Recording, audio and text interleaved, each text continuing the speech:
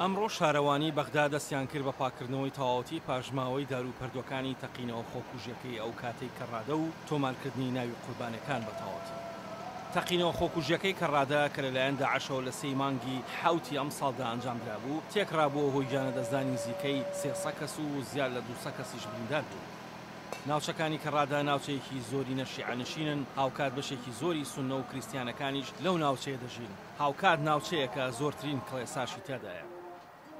لە کاتێکدا کە ڕادا زێدی زۆرێک لە کۆمەڵگە جوولەکەکانی عێراقیش بووە کە بە ژمارەیەکی زۆر لە ساڵانی 50کاندا ئەم وڵاتیان بەجێهێشتووە.